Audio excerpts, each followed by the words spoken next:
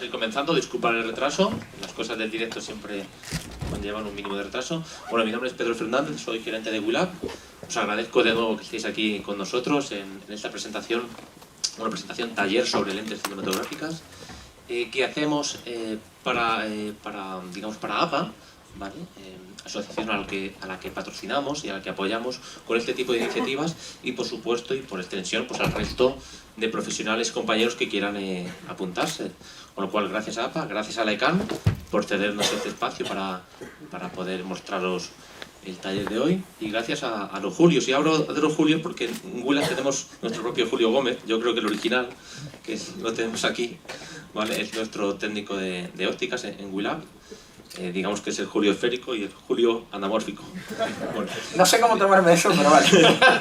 Bueno, es un chiste malo que me permito la licencia. Bueno, porque eso, Julio es, todos creo que le conocéis, creo que es la persona adecuada para dar este taller, sabe chino, puede estar 8 horas aquí, con lo cual poneros cómodos. ¿Vale? No voy a estar 8 horas, es que tengo una clase por la tarde. Y bueno, lo interesante, la clave, digamos, de este taller es tratar un poco de despejar un poco dudas, muy por encima, porque efectivamente no da tiempo, bueno, por qué rodar una lente esférica o una anamórfica, que es una lente con una óptica, una lente Coated o One Coated, una lente vintage, una lente moderna, bueno, todas esas dudas que suelen surgir muchas veces, y no solamente de la parte de producción, sino la parte de fotografía, o propia dirección de fotografía, o la parte de ayudantía. Dudas en general, pues él va a tratar de resolvernos esa gran clasificación de lentes cinematográficas. Bueno, yo os dejo, porque el que sabe es el que tiene que daros el taller, así que Julio, todo tuyo. Gracias.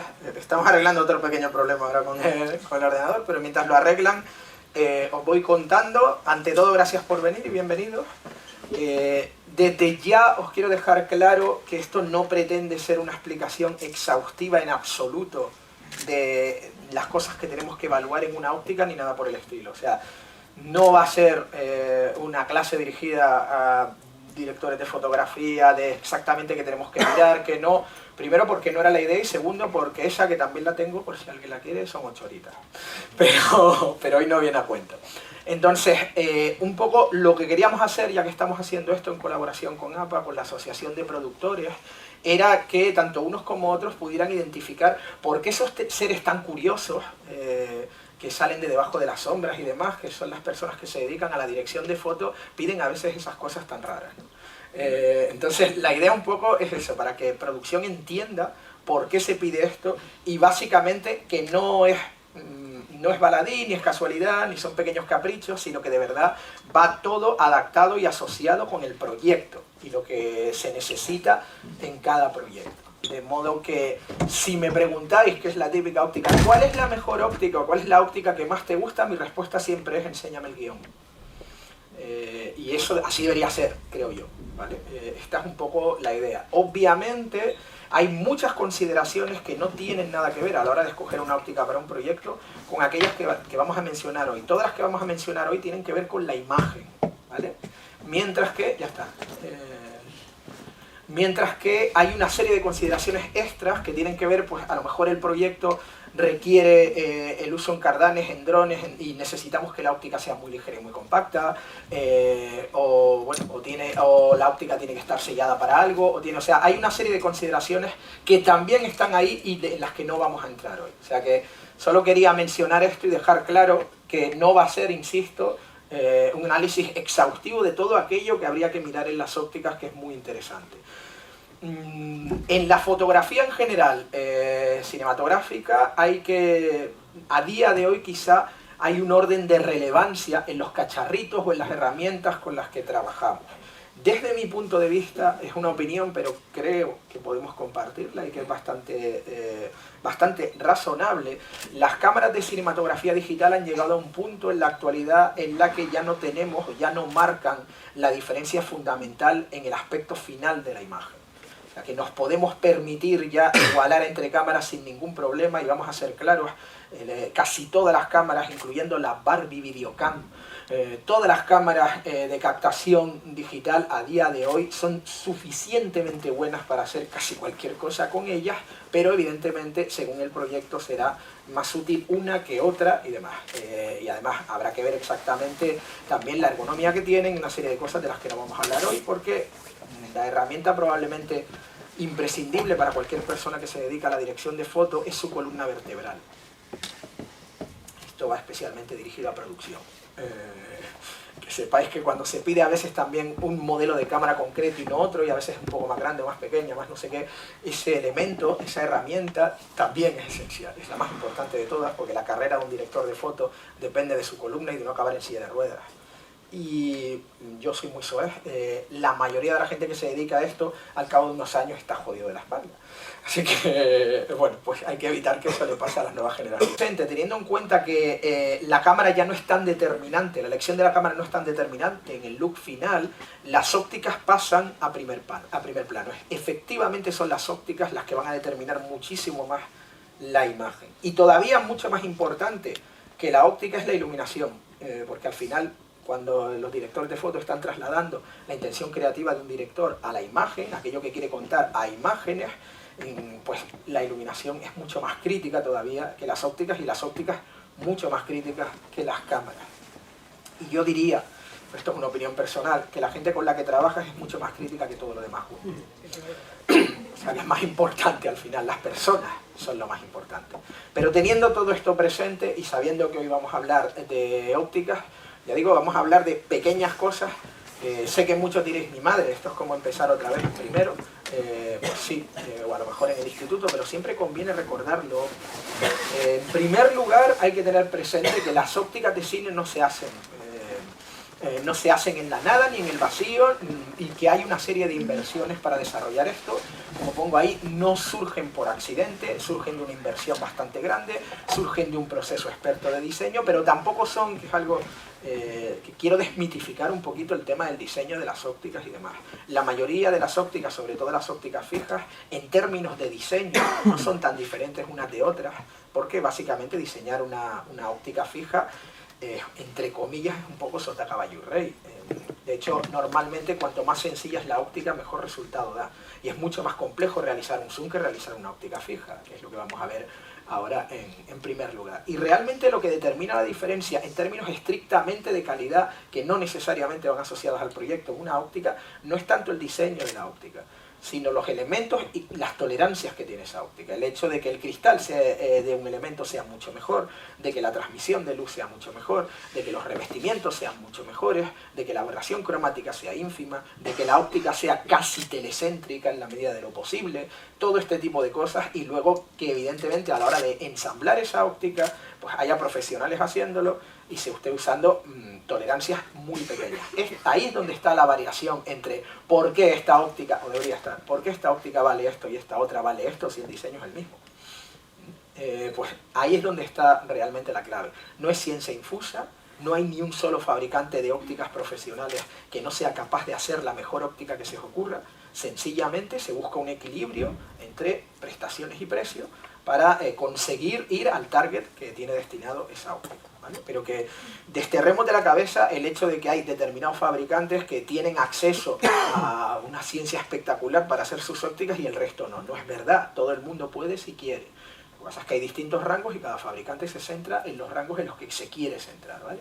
O sea que esto es fundamental. No es fácil de hacer, pero tampoco es absolutamente imposible. Y luego lo que decíamos siempre, que teniendo en cuenta lo que hemos contado antes, muchas veces a la hora de elaborar presupuestos, busquemos siempre, en la medida de lo posible, un equilibrio. Si muchas veces se va mucho dinero en un cuerpo de cámara excelente y la óptica no está a la par, pues vamos a tener un resultado pésimo.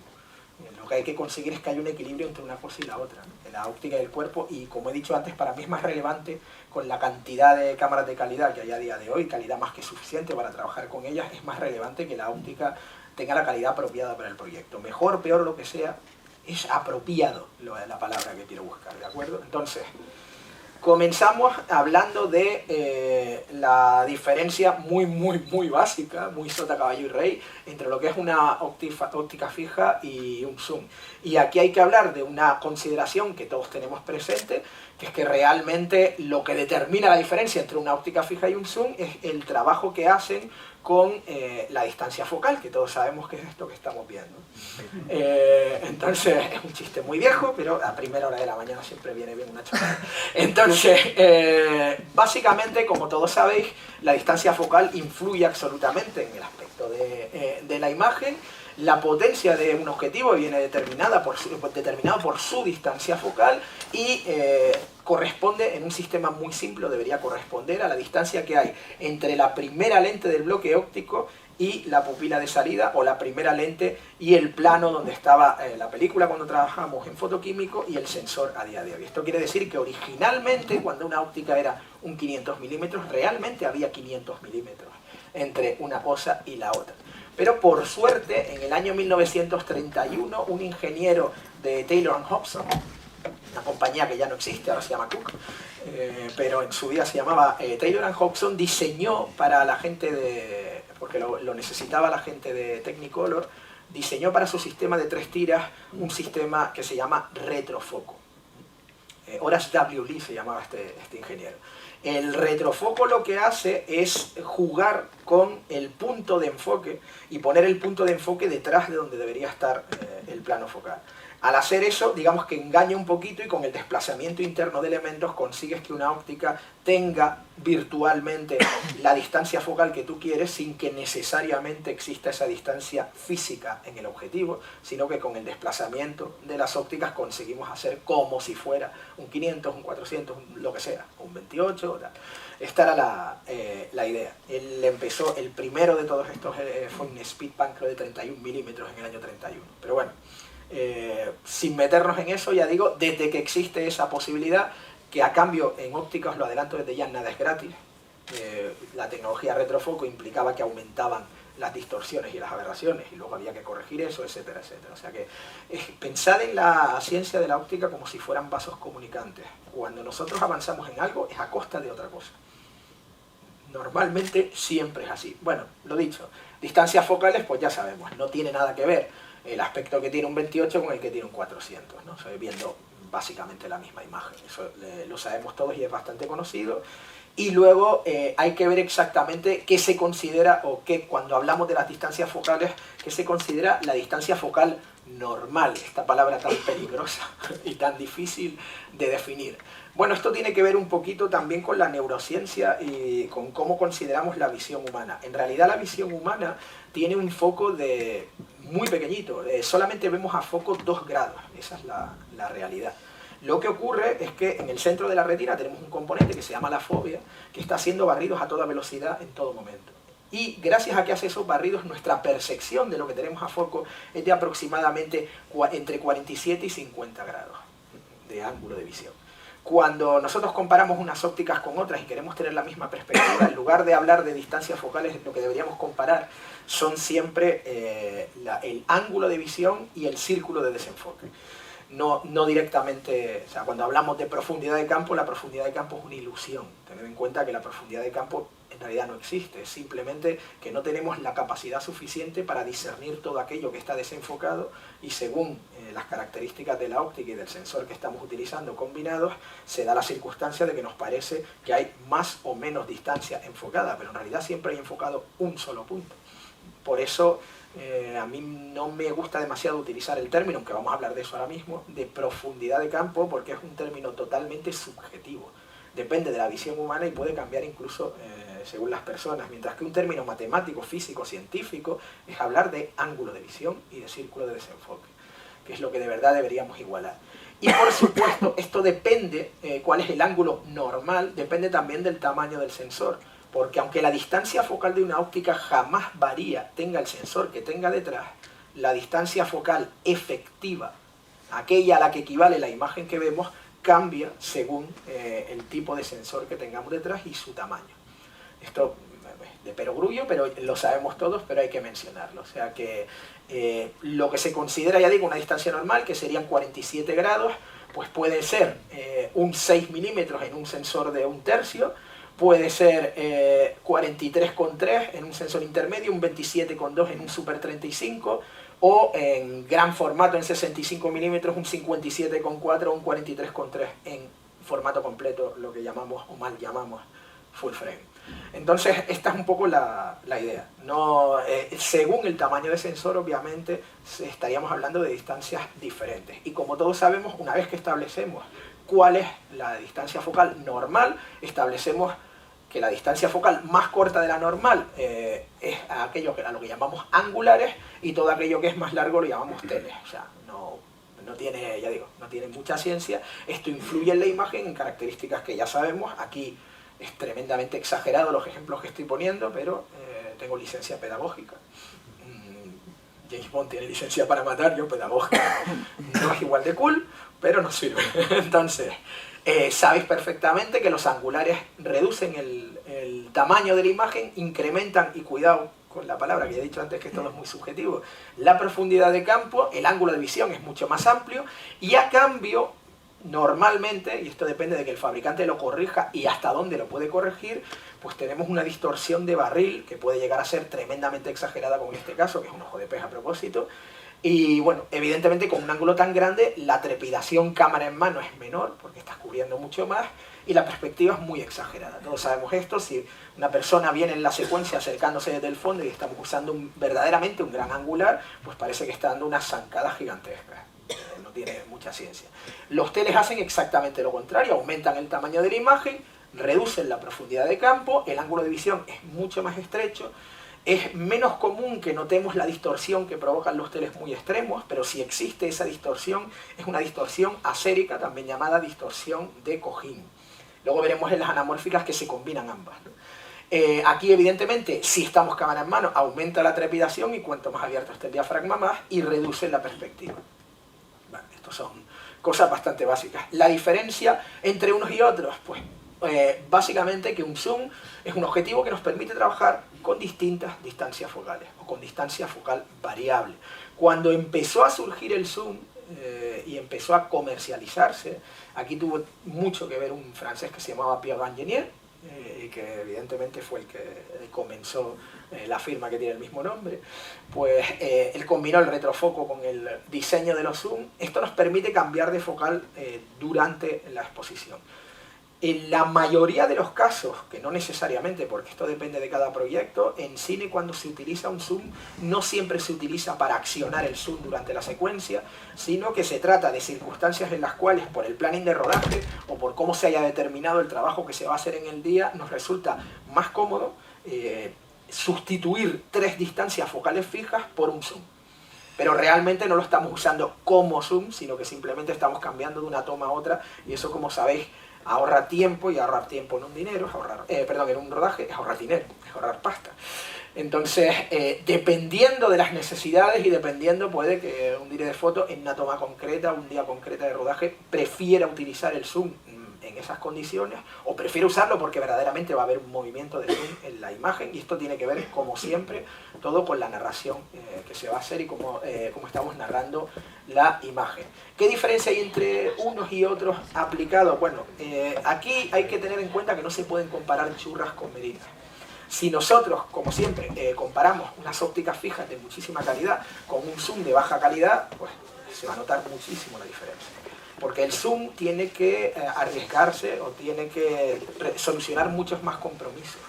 Y tiene un diseño óptico mucho más complejo, y la luz tiene que atravesar un recorrido mucho más largo y con muchos más elementos, evitar muchos más posibles reflejos internos, etc.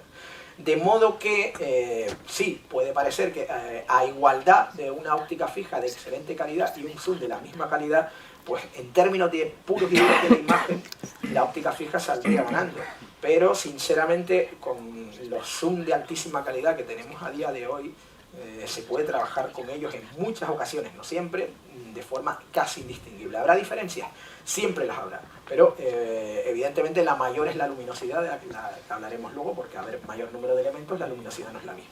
Así que vamos a probar y a ver un ejemplo.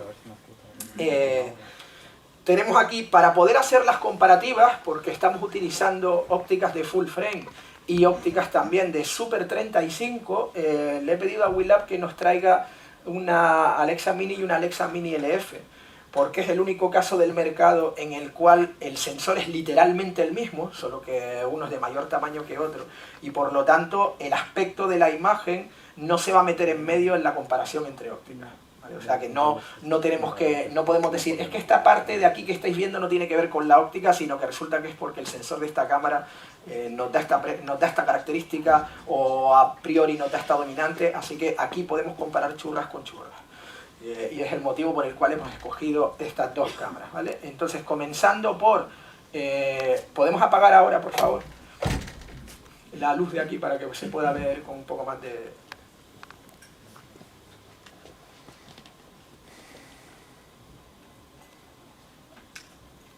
Voy a meterle más chicha aquí si no te importa. No sé si hay alguien en cabina o alguien que me pueda apagar las luces de aquí. La puerta.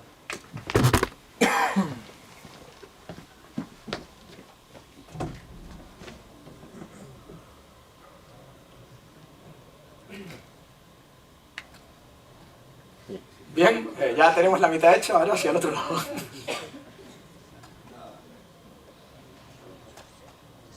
Vale, solo queda uno al final. De acuerdo. Obviamente la luz aquí, no tengáis en cuenta lo que estamos haciendo con la luz ahora mismo, ¿vale? No estamos pretendiendo iluminar bien ni demás, solamente quiero que veáis las diferencias. La imagen es un horror, pero he dicho la imagen, no el modelo, a ver si distinguimos. Bueno, entonces, básicamente tenemos, dime, ¿qué distancia teníamos de Sigma, Julio? Un 50 milímetros, ¿vale? O sea que este sería el objetivo normal en esta situación, ¿vale? Y ¿me cantas por favor el diafragma?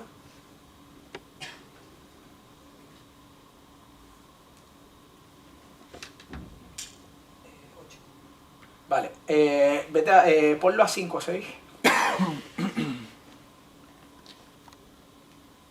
¿Vale? Y ahora ábrelo a 1.5.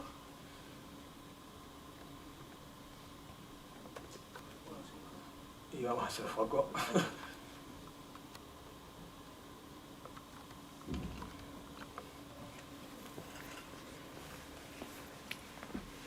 Bueno, lo que quiero que veáis aquí, que luego lo vamos a ver también con la luminosidad, es el rendimiento que tiene la óptica fija, incluso a apertura completa. Cuanto mayor es la apertura de una óptica, y de eso vamos a hablar dentro de un ratito, peor es su rendimiento. Y hay un rendimiento óptico, un punto dulce que se llama, un punto de diafragma dulce óptico idóneo, que normalmente, aunque no se pueda hacer tabla rasa con esto, suele estar en aproximadamente stop y medio o 2 stops a partir del más abierto, ¿vale? Pues bien, el tema... os está matando ahí.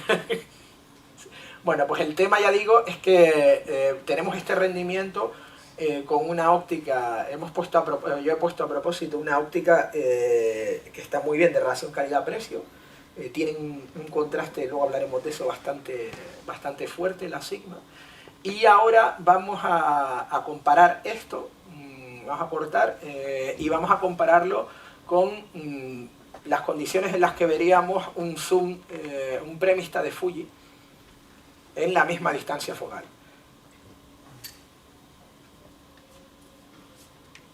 Mientras Julio hace el cambio, aprovecho, cualquier pregunta que tengáis de solo lo que hemos visto hasta ahora, o alguna, tened en cuenta que vamos a hablar de muchas cosas. Así que no pongamos el carro delante de los bueyes, pero si tiene algo que ver con lo que hemos visto hasta ahora, cualquier pregunta, por tonta que sea, por favor, es el momento idóneo para hacerla. Pensad que si no hay preguntas tontas, lo tonto es no preguntar. Bien, me alegra que... mencionar el círculo de confusión al hablar del foco o el foco aparente de la hemos hablado del círculo de desenfoque, que es un concepto diferente al de, y creo que lo hablamos el otro día en el evento en el que estuvimos, en lugar del círculo de confusión. El círculo de confusión, hoy no vamos a entrar en esas profundidades, pero para el que no lo sepa y lo quiera saber, el círculo de confusión es directamente cuál es el círculo mínimo necesario para tener la imagen o el punto de imagen con el objetivo que sea y en la distancia en la que estamos, etcétera, etcétera, suficientemente nítida y enfocada. que no perdamos. Y esto depende, ya digo, depende de muchos elementos, depende del propio sensor, depende de la óptica sobre todo, etcétera, etcétera. Hay una cosa que no se dice, porque tradicionalmente cuando hablamos de todo esto, se ha hablado siempre y única y exclusivamente de óptica, pero lo que no se menciona es que el círculo de confusión puede variar por culpa del tamaño de los fotodiodos de un sensor.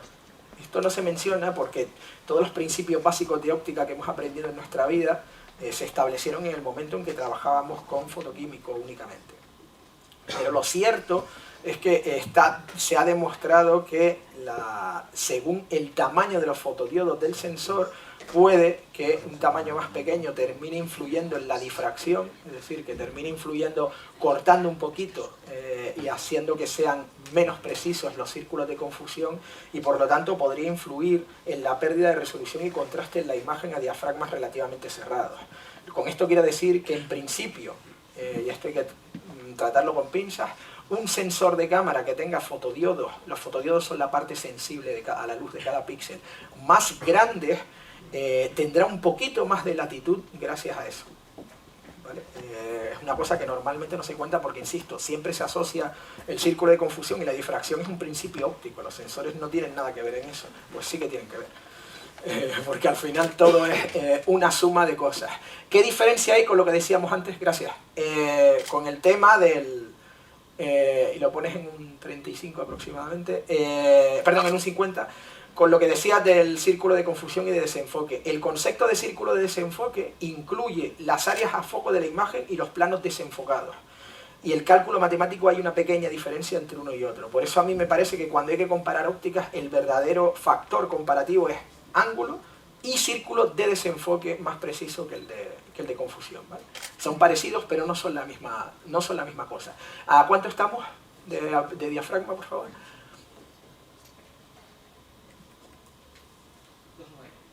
Vale, estamos a 2,9, que es lo máximo a lo que puede abrir. O sea, ya vemos el primer sacrificio que ocurre al utilizar un zoom. Sin embargo, hemos utilizado, he dicho antes, una óptica fija de entrada de gama con muy buena relación calidad-precio y un zoom que la única palabra que se me ocurre para clasificarlo es extraordinario. Es un zoom maravilloso, estoy enamoradísimo de él. Y en términos de... Hemos comparado con este zoom de Fuji porque se parece más que... Dentro de lo que cabe, se parece más que los de Angenier, que era la otra opción que podíamos tener, o que los de Canon, al look de la Sigma. Es diferente, si os dais cuenta, el contraste en la piel es un poquito más suave, ¿vale? El microcontraste es más digamos que perdona un poco más las pieles, ¿sí? Y que nos puede resultar incluso más agradable. Ahí estaríamos. Más agradable incluso para las pieles, canta quizá menos el microcontraste, que vamos a hablar luego de eso, los poros de la piel, etcétera, etcétera. Vemos que el hecho de que estemos utilizando un zoom en esta distancia, claro, no influye demasiado en distorsiones ni nada por el estilo. Ahora le voy a pedir a Julio que cambie y abramos del todo. ¿Puedes abrirlo, por favor? ¿Diafragma o...? No, zoom. Abre campo. Vale, o sea, fijaos que incluso en estos términos, mirad los bordes de los asientos, etcétera, etcétera, y luego como la sombra sigue siendo una sombra única. Estamos utilizando a propósito una luz que corta muy bien las sombras y no genera dobles sombras, y podéis ver la diferencia y la transición entre uno y otro y cómo lo reproduce perfectamente.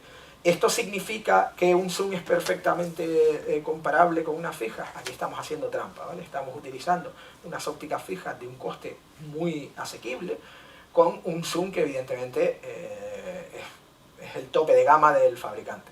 Pero para que veáis que realmente no hay que tenerle miedo a los zooms siempre y cuando se hagan las pruebas pertinentes y se vea que el look es parecido. Aquí ya digo, si quisiéramos que fuera mucho más, el contraste fuera mucho más alto y se pareciera más a la Sigma, habría que ir a un zoom de Canon, muy probablemente.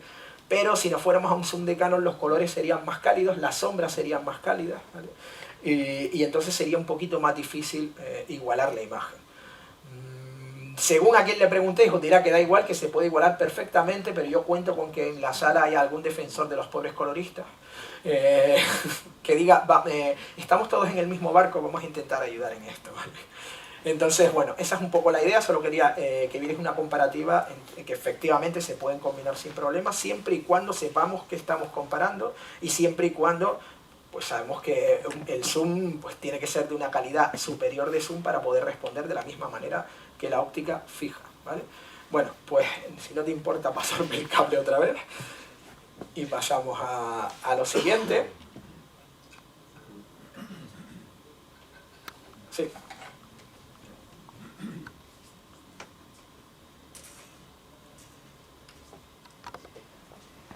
Esto, perdonad estas transiciones, pero es que la mesa que vamos a usar no ha funcionado y tenemos que hacerlo así. Y el problema que estoy viendo es que ahora no me da señal aquí. Así que si hay alguien aquí de la ECAM, de los técnicos de la ECAM, por favor. Dime. Vamos a mencionar un poco el tema de la refracción y el tema de problemas de eso vamos a hablar luego, ¿vale? Porque vamos a hablar vamos a hablar de lentes asféricas y entonces hablaremos de eso. ¿Alguna otra pregunta que tengáis mientras tanto? Si lo del viñeteo luego viene después, ¿no? Sí, eso es la planitud de campo, pero como apenas vamos a hablar de eso, hablemos ahora si queréis. Todas las ópticas del mundo tienen, o sea, básicamente nos enfrentamos con un problema que es el siguiente. Nosotros tenemos que tratar con una imagen que es una imagen tridimensional en el mundo real y la estamos reproduciendo por medio de un objeto que normalmente es convexo, o sea, está curvado, y lo tenemos que representar luego en un plano, en una imagen de 2 dimensiones. Y eso nos da una serie de problemas. Uno de los problemas que nos da es una cosa que se llama el error de coseno. El error de coseno significa que si algo en el centro de la óptica, en el centro del elemento principal, el primer elemento del bloque óptico, está a foco, no necesariamente lo está en los bordes, dependiendo de la apertura de diafragma y demás. Y lo mismo pasa con la cantidad de luz que entra en una óptica. ¿Por qué? Porque el plano final del sensor es básicamente plano. Si lo miramos microscópicamente, esto es mentira, está ligeramente curvado, pero bueno, a efectos prácticos es plano, mientras que la óptica no lo es. Los elementos de la óptica son convexos. De modo que los rayos de luz que llegan a esos bordes no llegan de la misma manera que los que llegan a la parte central. Como conclusión, tenemos una pérdida de luminosidad desde el centro hacia los bordes de todas las ópticas del mundo. Sean fotográficas, sean cinematográficas, sean de microscopio, sean de telescopio, sean de lo que sea. Y efectivamente, ya digo, hay esa pérdida se refleja sobre todo en las esquinas superiores e inferiores de la imagen, donde puede llegar a aparecer incluso un sombreado bastante notorio. A esto le llamamos viñeteado, por motivos obvios, porque es como si se formara una viñeta. ¿Cómo se corrige esto? Bueno, se corrige utilizando elementos que tengan un índice de refracción lo más parecido posible en el centro y en los bordes. De eso vamos a hablar con un poco más de detalle después. En principio, esto evitaría que tuviéramos ese problema hasta cierto punto. Y también se hace un recorte mecánico de la cantidad. O sea, a lo mejor se usa una óptica que te dicen que es un 24 y en realidad la óptica es un 22. Y está cubriendo más espacio, pero solo utilizamos el equivalente a un... Solo utilizamos el equivalente a un 24. De este modo evitamos el fenómeno del viñeteo. Luego, dependiendo del proyecto, que a lo mejor el estilo de imagen que queremos dar a propósito se puede beneficiar del viñeteo, pues podemos buscarlo con toda la intención, ¿no? O sea, luego cuando hablemos de ópticas vintage y demás, veremos que aquí, dependiendo de la historia que queremos contar, nos puede interesar una serie de características ópticas que en otras circunstancias se podrían considerar defectos, pero que para la historia que vamos a contar y las necesidades que tenemos en la historia son idóneos. Por eso cuando digáis, ¿pero por qué me está pidiendo esta persona una óptica del año 1930? ¿Y por qué cuesta tanto? Bueno, pues básicamente hay siempre una necesidad narrativa detrás, ¿vale? Pero bueno, eso ya digo, en términos de viñeteo, la segunda cosa básica que queríamos hablar es la luminosidad, ¿vale? Y aquí en la luminosidad es algo bastante elemental, hay que hablar del número F. El número F en realidad es un número teórico, ¿vale? El número F es un número que se calcula sobre el diseño de la óptica por ordenador a día de hoy. O sea, esto no es algo que se testa con la óptica terminada, sino que cuando se hace el diseño asistido por ordenador de una óptica en CAD, en cualquiera de los software que se utilizan para eso, directamente dentro de las variaciones de diseño que te permite y que le permite al ingeniero óptico hacer, pues tú ya vas poniendo una serie de características y entre ellas necesito que tenga tal luminosidad. La luminosidad en las ópticas la medimos con este número teórico que se llama número F. ¿Qué hace el número F? Bueno, pues como veis ahí, indica el número de veces que el diámetro de la abertura de diafragma divide a la distancia focal o la longitud focal del objetivo. Hay dos cosas que hay que tener en cuenta para qué nos sirve el número F.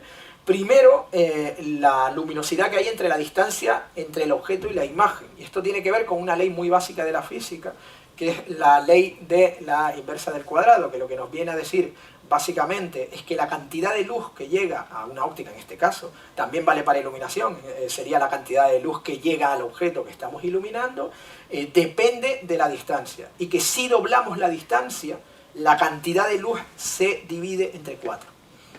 Esto es lo que viene a decir la ley de la inversa del cuadrado.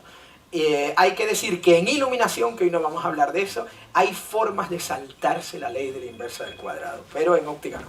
Entonces, esto es muy sencillo. Lo que nos quiere decir, como veis ahí, que un objetivo de 100 milímetros tiene imágenes 4 veces menos luminosas que uno de 50.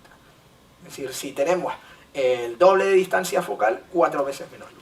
Y esto hay que tenerlo presente a la hora de iluminar y a la hora de trabajar con ellos y demás. Eso es lo primero que nos dice el número F.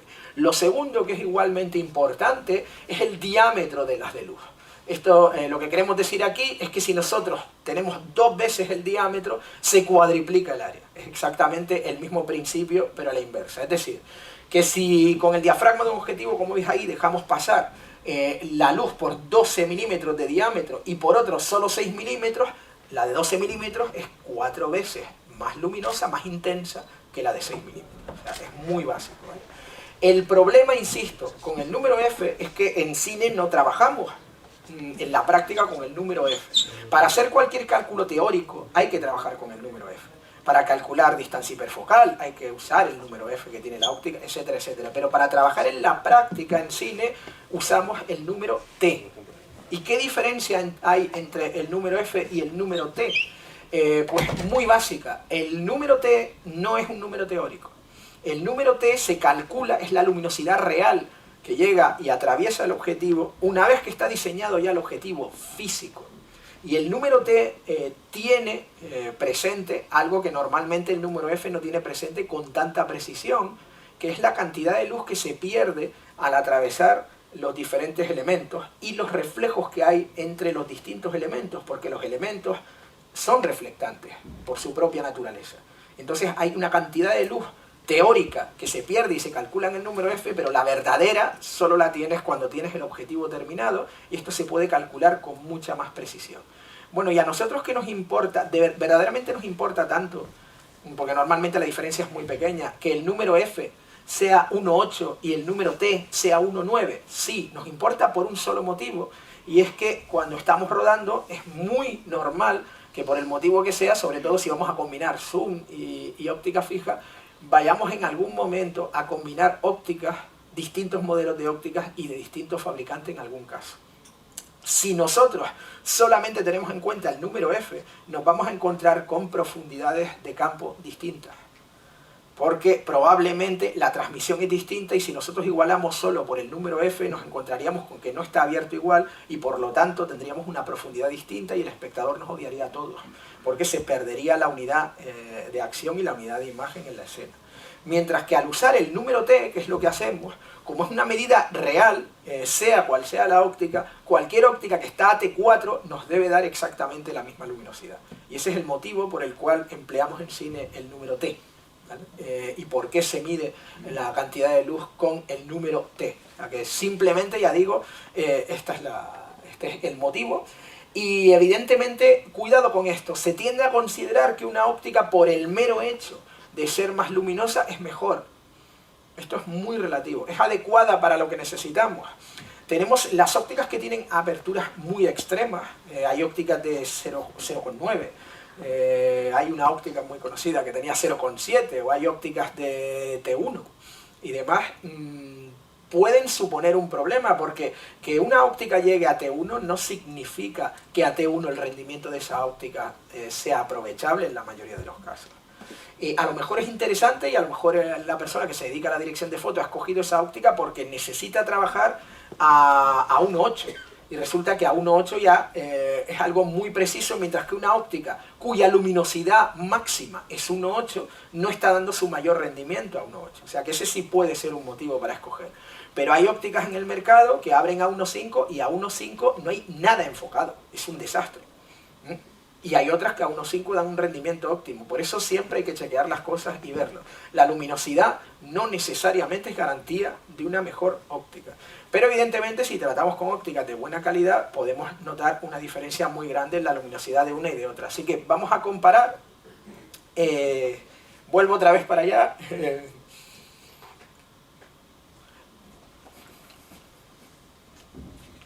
En este caso estamos trabajando en Super 35. Y vamos a abrir a tope. La primera óptica con la que vamos a trabajar abre a... Ah, pero ¿estamos aquí o estamos? Yo creí que estábamos en la de Super 30. Como son ópticas de Super 35, creí que íbamos a usarla. Ah, vale. No, no pasa nada. Ábreme a tope directamente. Y enfoca, por favor.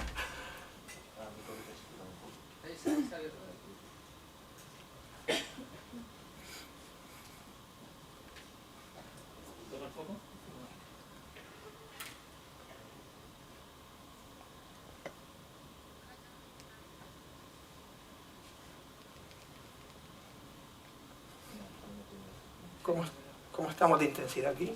Perdón. Aquí te voy a matar un poquito, ¿vale? Que sepáis que estamos a un 20% de la intensidad de este LED, que es un LED de 40 vatios, ¿vale? Fijaos lo que pasa si me voy al 100, ¿vale? Para que os hagáis una idea. Esta óptica es un Master Prime que está abierto a T1.3. Y obviamente es un caso extremo de luminosidad, también de otras cosas de las que hablaremos luego. O sea, para tener una exposición medianamente adecuada me estoy yendo de nuevo al 20%.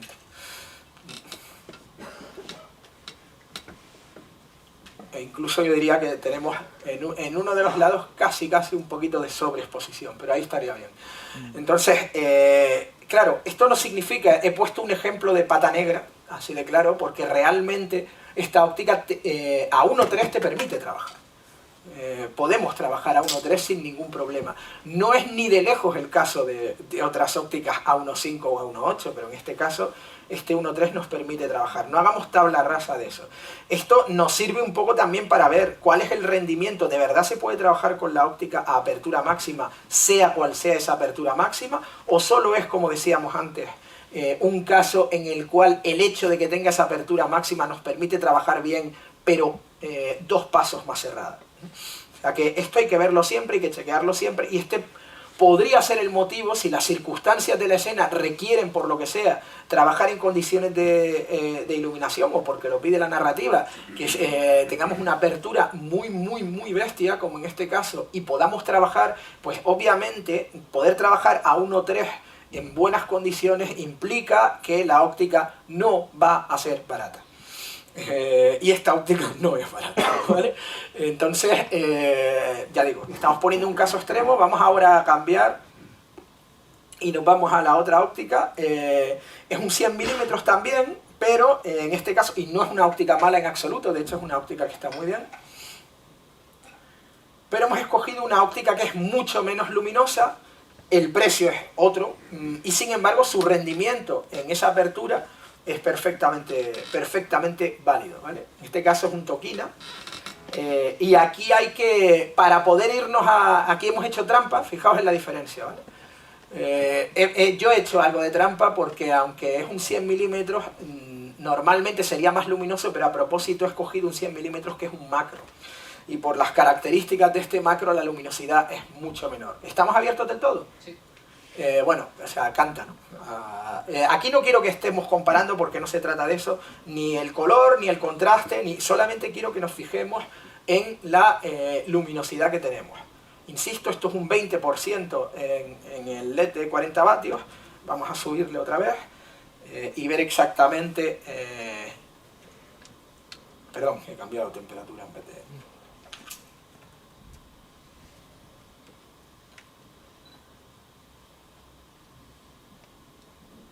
Probablemente aquí ya sería aceptable. Sí, ahí está aceptable. Bueno, pues evidentemente esto ha necesitado que nosotros subamos a un 40%. Es decir, he tenido que duplicar la intensidad de la luz directamente para tener una exposición correcta. Y estamos hablando en los dos casos de un 100 milímetros.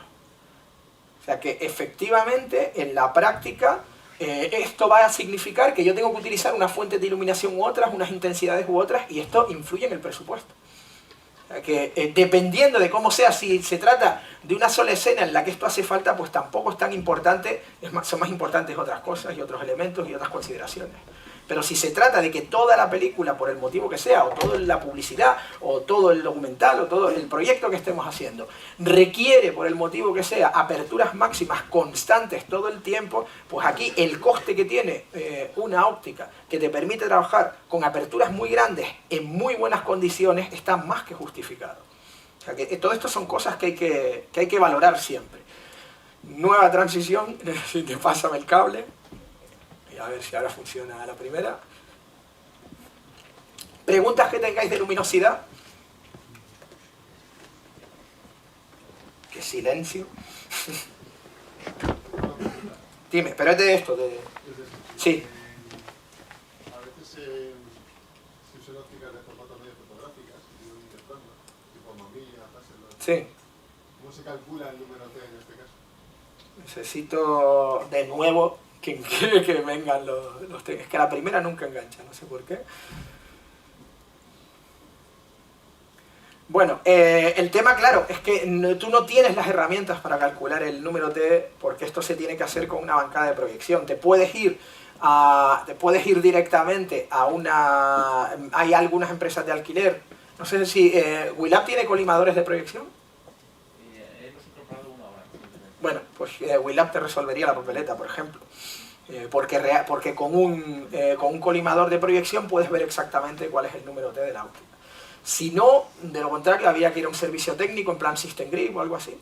O en el peor de los casos, consultar con el fabricante. Hay muchos motivos, esto depende de muchas cosas, por los cuales no es tan buena idea utilizar una óptica fotográfica. En el caso además de las ópticas fotográficas de formato medio, la mayor preocupación es que al haber una diferencia en el sensor final, la aberración cromática que se produce es increíblemente salvaje y la imagen muchas veces es un horror.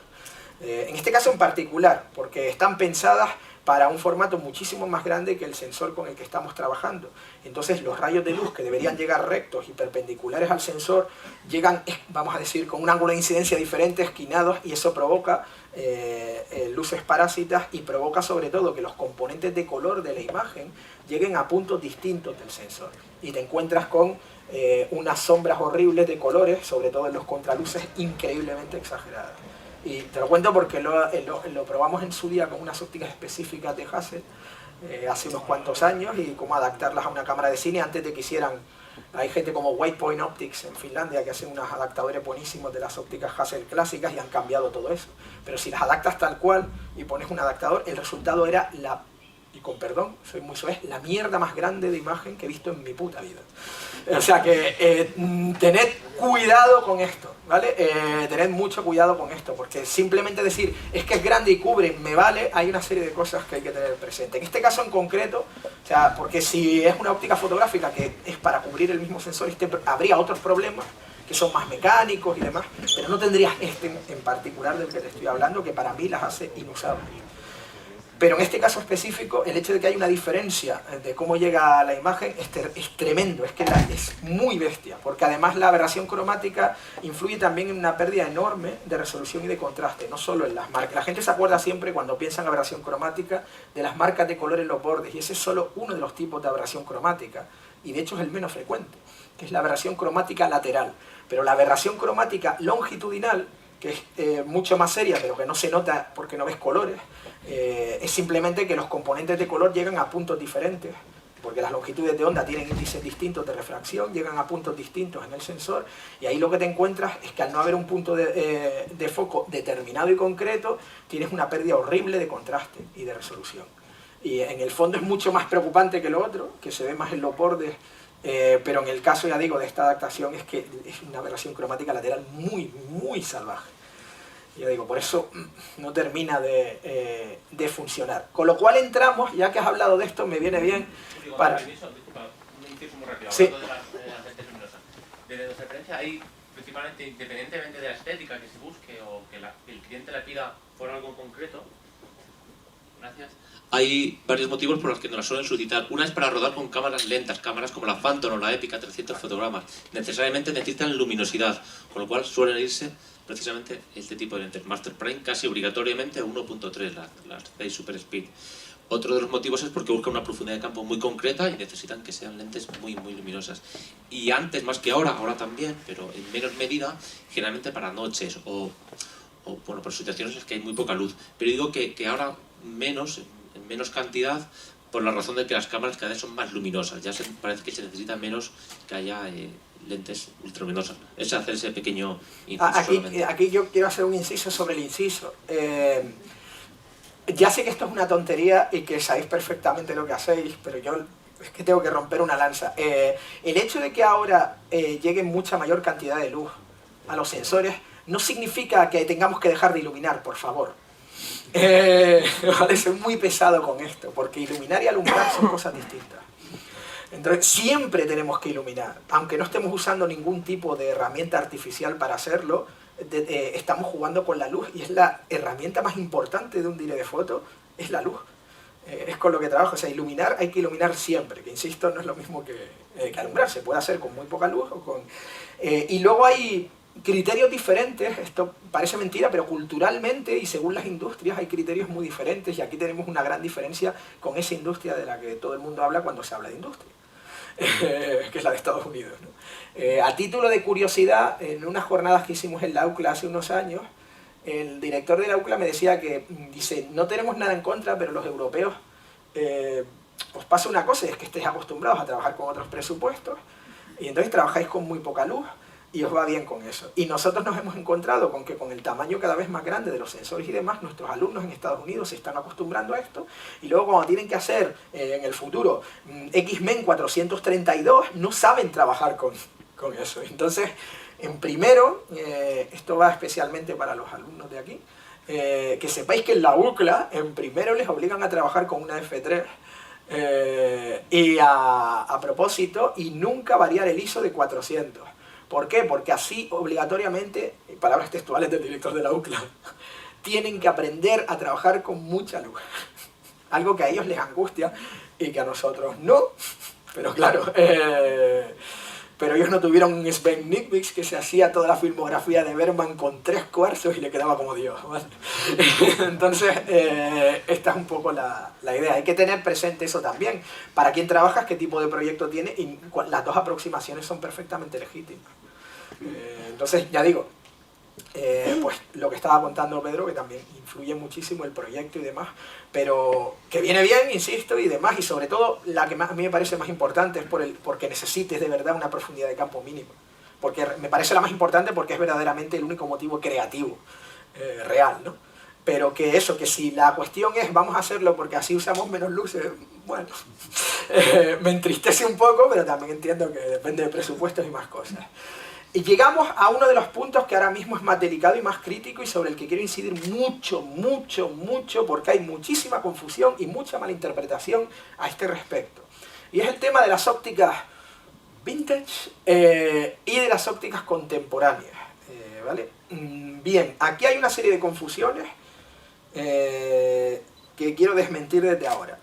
En primer lugar, lo digo siempre, existe la consideración generalizada, y luego hablaremos de eso cuando hablemos de resolución y microcontraste, de que la resolución tan alta de los sensores de captación digital actuales hace que las pieles queden horriblemente mal, que se vean los puntos negros de los actores del tamaño de los cráteres de la Luna, que realmente quede horrible, nos odien todos nuestros actores y la imagen sea demasiado dura, etcétera, etcétera.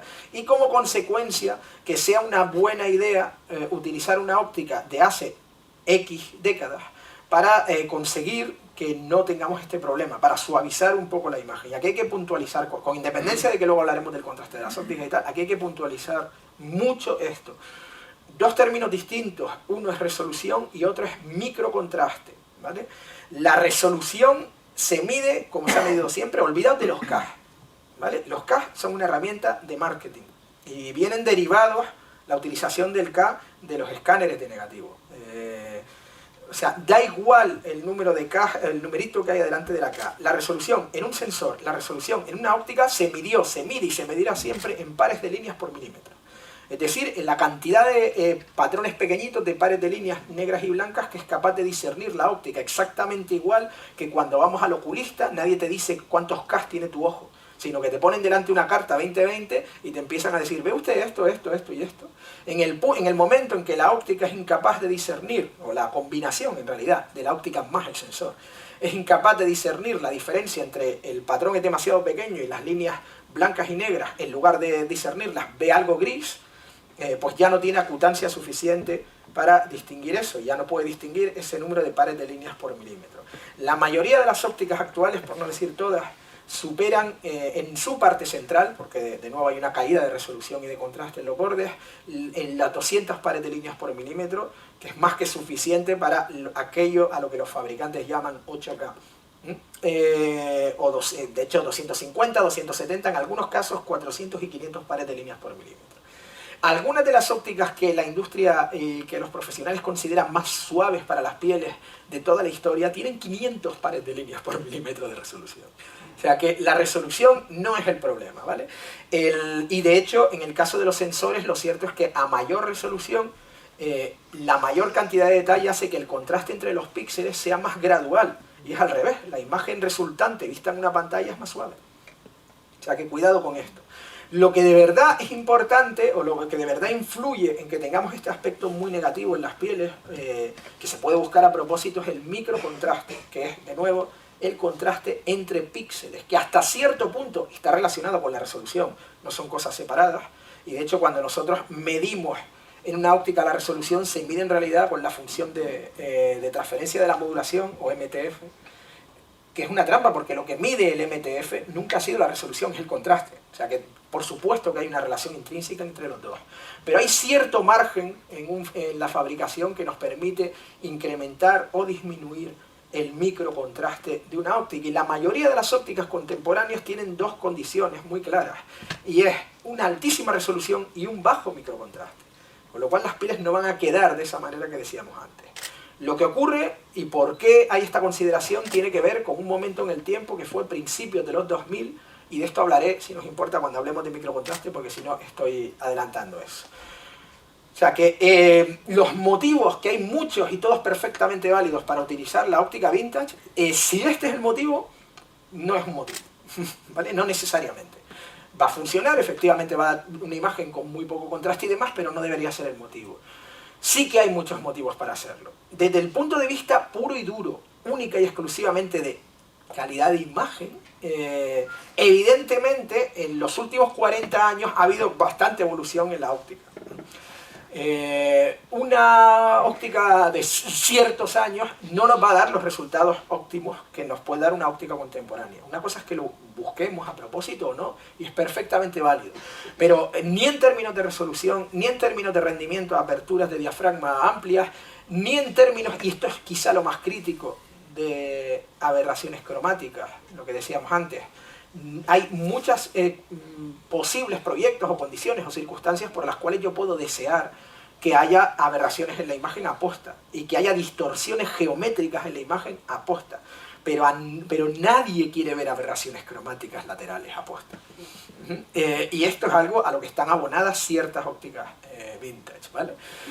Nitidez y contraste. Y lo más serio de todo esto, ¿vale? El HDR. Todo aquello que vemos a día de hoy en un rango dinámico estándar en una recomendación, en un espacio de color 709, lo que podemos ver en los monitores con los que seguimos trabajando a día de hoy, no tiene nada que ver con lo que se ve en un monitor de 10-11 stops, con un monitor HDR. El HDR es imparable, de momento nos queda un ratito todavía, sobre todo aquí, pero sabéis perfectamente que de hecho se está pidiendo, si trabajáis o rodáis para plataformas y demás, se está pidiendo obligatoriamente rodar en HDR, aunque no nos dejen monitores para monitorizar en HDR, porque para empezar no los hay que cubran todo el espacio y demás. Pero esto es muy importante porque como la latitud del negativo desde hace muchísimos años también era suficientemente amplia para eso, todas las productoras van a coger su antiguo catálogo y lo van a pasar a HDR, porque la gente va a tener televisores en sus casas, todos ellos con HDR, y ya mucha gente los tiene.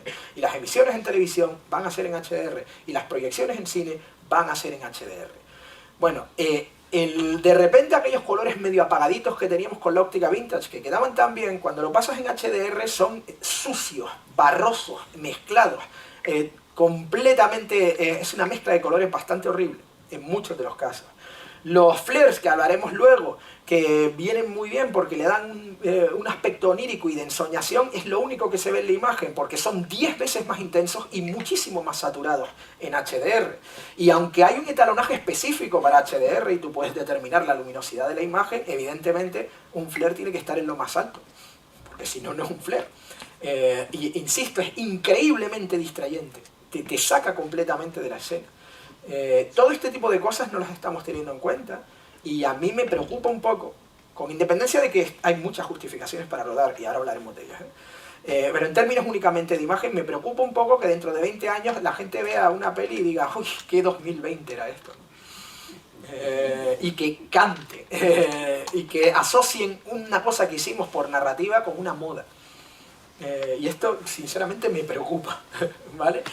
Luego hay otro problema, que este sí que lo podemos esquivar bastante bien, que es que si de verdad la óptica está tal cual, o sea, no tiene un rehousing o no tiene, mecánicamente hablando, va a estar en unas condiciones un poquito paupérrimas.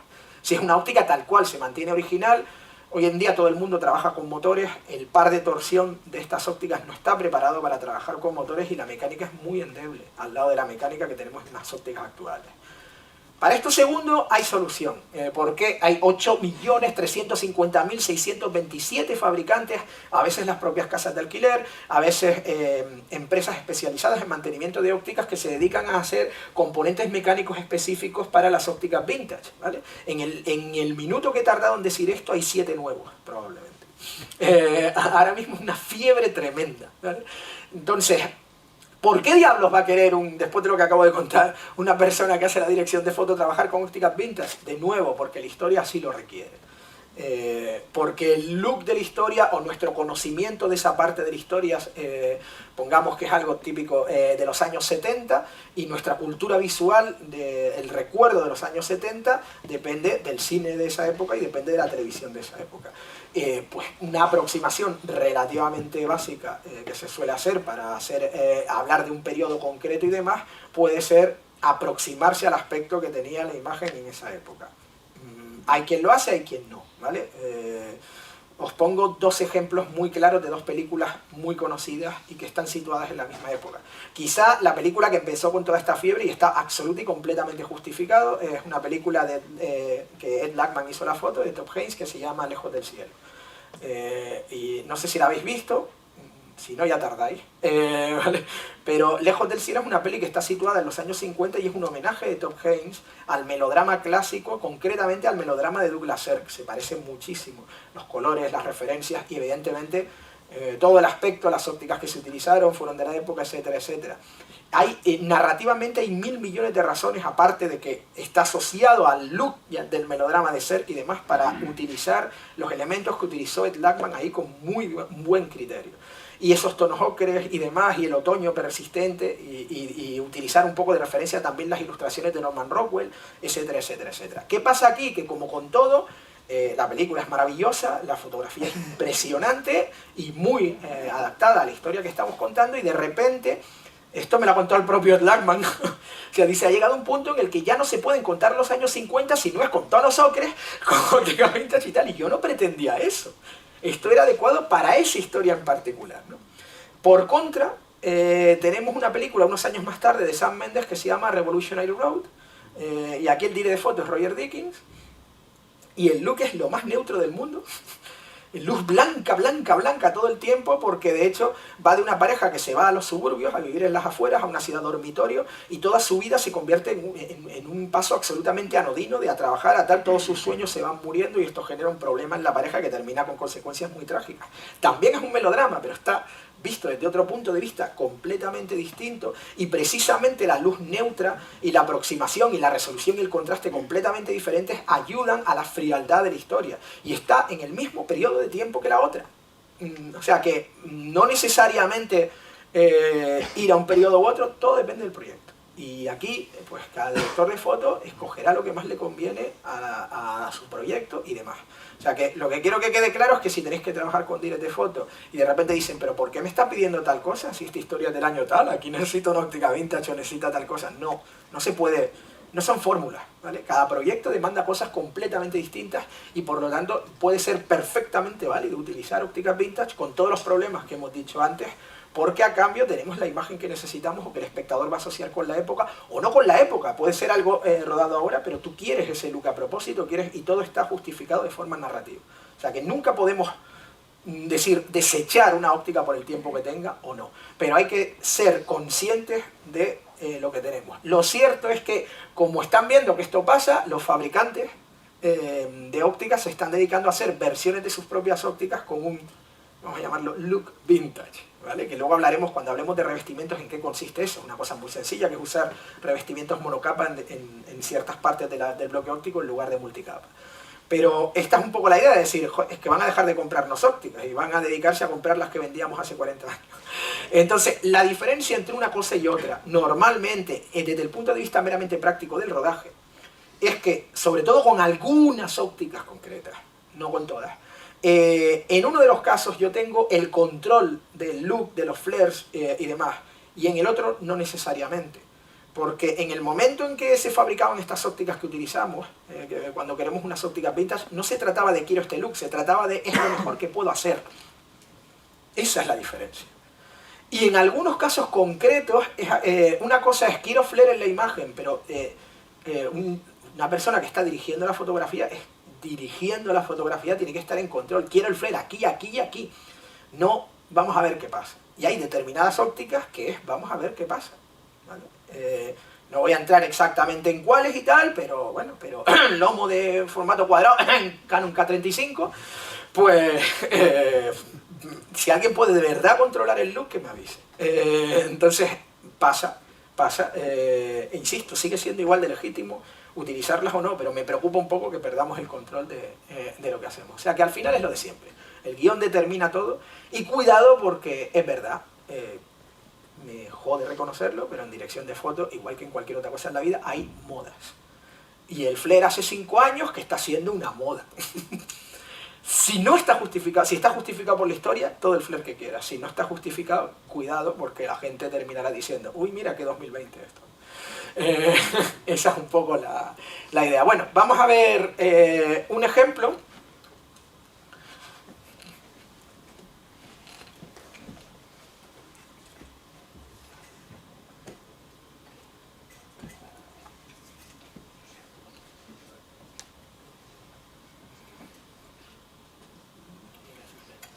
Ah, no, primero la vintage, primero la Super Speed. ¿Vale? De nuevo, para intentar no meter un montón de elementos, que de hecho los hay igual, que podrían influir en la consideración de las ópticas o del aspecto de la imagen, aquí hemos mantenido dos ópticas de literalmente el mismo fabricante. Nos hemos limitado al mismo fabricante para eso, ¿vale? Estas son las Arri Standard Prime, perdón, las 6 Standard Prime, finales de los 70, también principios de los 80, y estas ópticas tienen una peculiaridad muy concreta, y esta es otra cosa que quiero decir y dejar muy claro. No podemos hacer tabla rasa con las ópticas vintage. Últimamente me encuentro en chequeos o en lo que sea que dicen, no, pues es que no tenemos Speed Pancro, por ejemplo, S2, ¿no? Dice, ¿qué tiene? Dice, tengo una Super Baltar. Ah, bueno, pues da igual, es vintage. O sea, no pueden tener dos looks más diferentes. el hecho de que sean vintage no significa, en el pasado también los fabricantes también eran capaces de hacer looks distintos, ¿vale? Entonces, por ejemplo, os pongo este ejemplo porque es uno de los más cantosos. Las Speed Pancro son conocidas por su bajísimo microcontraste con las pieles. Si tú vas buscando esas, la empresa de alquiler no las tiene, y le pides una Super Baltar, las Super Baltar eran conocidas, en la época básicamente se escogían entre unas y otras porque las Super Baltar tienen un microcontraste elevadísimo. Y una aberración cromática en los flare que da unos colores muy locos, que vienen muy bien para determinadas historias, pero que no tienen nada que ver con los tonos ocres y amarillentos y naranjas de las Speed Pancro. Y las dos son ópticas vintage. Entonces, por favor, no hagamos esto de decir, bueno, pues una u otra. Estas además son muy peculiares, que también a veces se consideran vintage porque son ópticas con una resolución y un contraste muy bestia en cuanto cerramos 2 pasos el diafragma. ¿Me lo abres del todo, por favor? Vale, y cuando está abierto del todo, sin embargo, sí que tenemos, necesitaría, ¿me puedes poner un poquito ese y meterlo en el bloque, en el eje? Entonces, en el momento en que abres del todo, sí que son mucho más suaves y mucho más cremosas.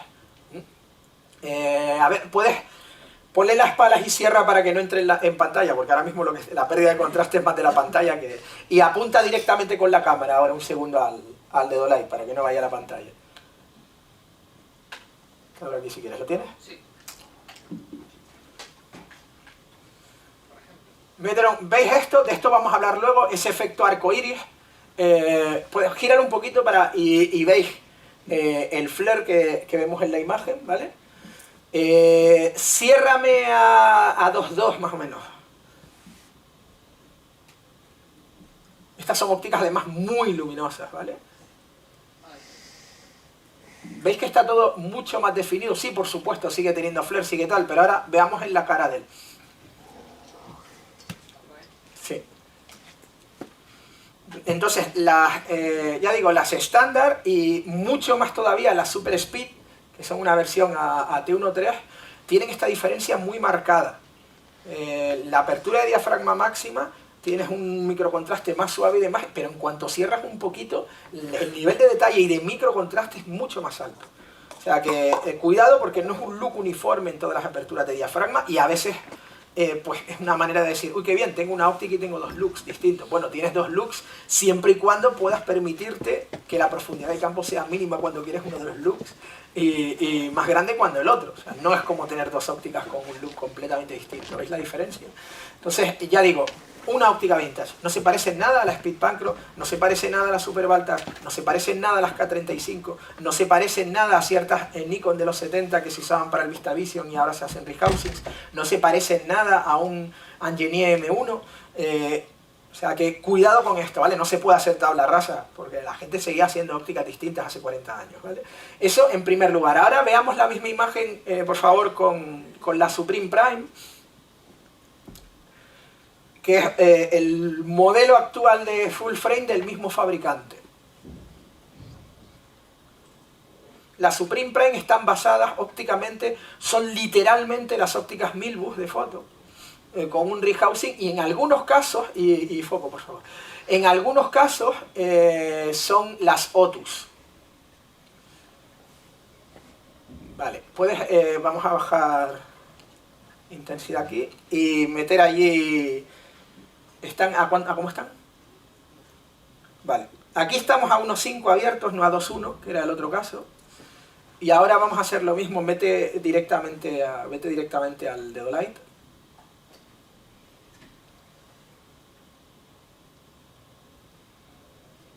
O sea, fijaos en la diferencia, el velo es muchísimo más uniforme. Y echamos en falta los colorines, ¿no? Bueno, eso es la aberración cromática. Si queréis ver exactamente cómo funciona la aberración cromática en una óptica, la manera más fácil es ir con una pequeña linterna.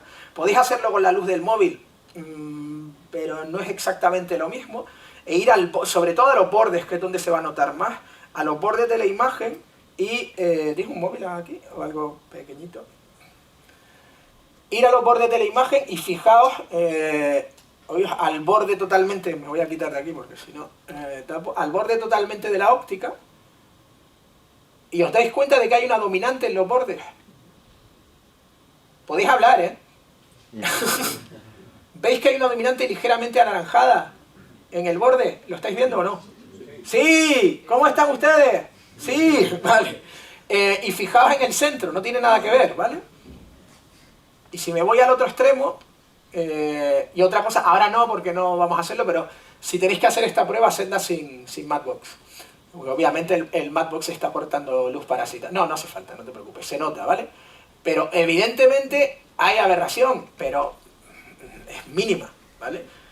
Si hacemos eso en una óptica vintage, vais a ver colores por todos lados, ¿vale? Que no pasa nada siempre y cuando sea lo que estamos buscando. Muchas gracias. Pero es otra de las cosas que influye. Y por ejemplo, si yo quiero, por lo que sea, la historia necesita ese flare y necesito ese color de flare, con una Supreme Prime no lo voy a tener.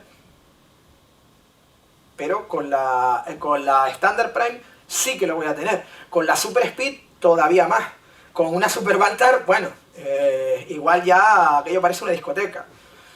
O con una K35, el arcoíris directamente, ¿vale? Entonces, dependiendo de lo que uno necesite, pues hay diferencias. Sin embargo, insisto, aquí no están porque todavía no han llegado, pero, por ejemplo, Zeiss fabrica también la Supreme Prime Radiance, que luego veremos que lo que hacen es que en todos sus elementos han puesto revestimiento monocapa en vez de multicapa. Ahora hablaremos de eso, y si hiciéramos la misma prueba de ponerle a la luz, veríais que hay toda una cadena de flares azules uniforme, que queda muy mona, pero dependiendo de la historia que quieras contar o no, un azul además bastante intenso, muy característico de Zeiss, ¿no? O sea que a día de hoy, si queréis eso, también se puede hacer. La idea es probar un poco todo, porque una cosa no determina, ya digo, que vayas a un extremo o al otro. Cable, please. Preguntas sobre el tema vintage, no vintage, que hay 1000 variaciones posibles, etc. O de alguna óptica en concreto que hayáis probado, que queréis probar, alguna cosa particular que tenga que ver con esto, ¿no? Con el tema de, ¿escojo la óptica que ahora está haciendo el fabricante o escojo una óptica vintage para tal proyecto o para cuál? Yo ya asumo que por defecto han ido a buscar a los técnicos, porque siempre nos pasa lo mismo. Lo siguiente de lo que iba a hablar mientras él cambia ópticas está totalmente relacionado con esto, y ya os lo he contado, que es el tema de la diferencia entre resolución y microcontraste. Y es básicamente lo que he contado antes, pero aquí vamos a hablar del diafragma dulce. No sé si hay alguien que haya ido a avisar a que vengan a poner aquí. Sí, gracias. Perdonad todo esto, pero son los problemas del directo, que no sé por qué el conversor funciona en un lado y en el otro hay que darle un toque. Y para esto hay que tener presente una cosa que no tiene que determinar, porque lo que determina todo es la historia. Y evidentemente yo no voy a meter una abertura de diafragma u otra dependiendo del rendimiento de la óptica. Lo voy a hacer por la historia y por la profundidad de campo que necesito. Pero tened siempre presente que en todas las ópticas existe lo que se llama un punto dulce o un diafragma dulce. Cuando las ópticas están completamente abiertas, sufren de una serie de aberraciones que todos conocemos, que se llaman las aberraciones de Seidel. Las aberraciones de Seidel son una serie vamos a decir, características ópticas concretas. Pues está la curvatura de campo, está la aberración esférica, está el coma, etcétera, etcétera, que provocan sobre todo que hay una pérdida de luminosidad, contraste, resolución en los bordes de la imagen. Pero cuando abrimos del todo, parte de lo que estamos buscando es eso. Y estamos mucho más acostumbrados a ver imágenes con este tipo de aberraciones de Seidel, que a lo contrario, cuando cerramos el diafragma demasiado, tenemos un problema, el problema opuesto, que es la difracción.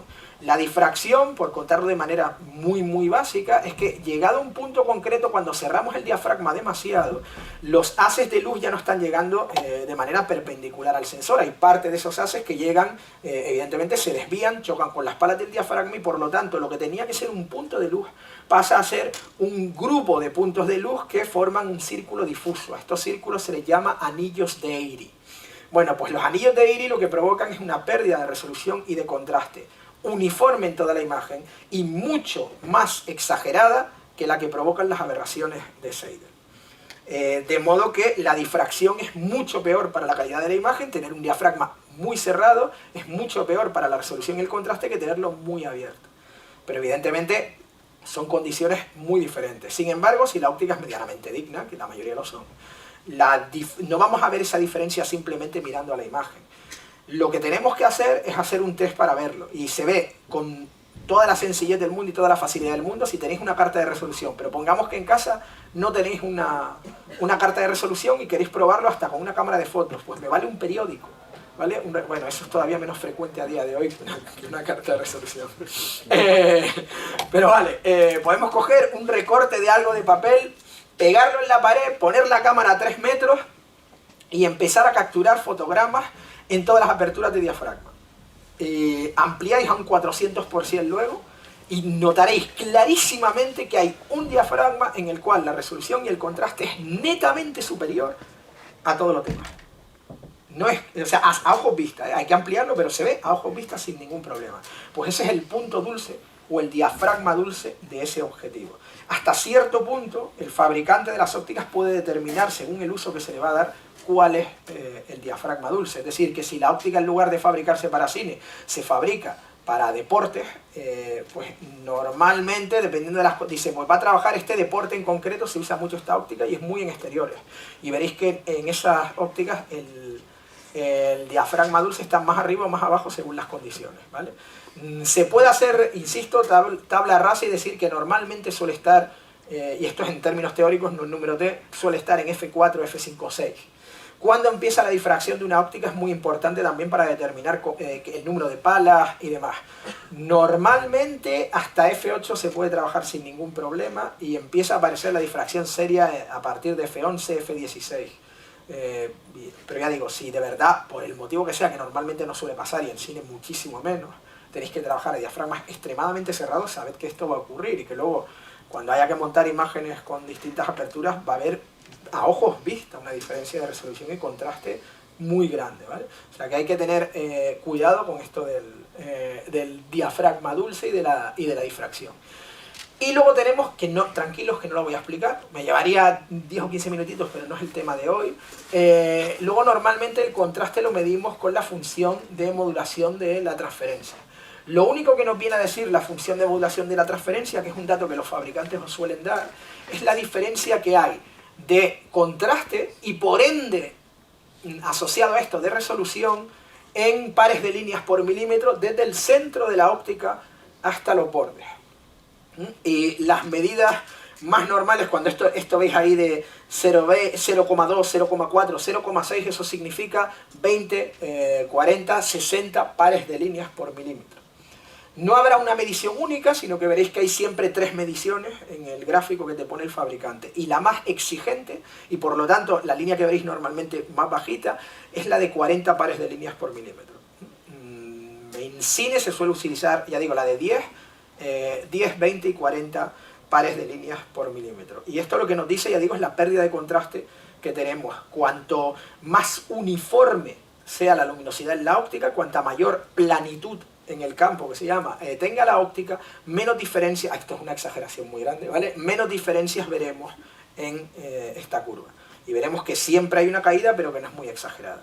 Luego, evidentemente, hay 2 medidas, una medida horizontal y otra vertical, y cuantas más cercanas estén las 2 medidas y se entrelacen menos entre ellas y vayan más solapadas, eso querrá decir en la medición MTF, pues por ejemplo, que el bokeh es más circular, en el caso de una óptica esférica, y es menos tosco.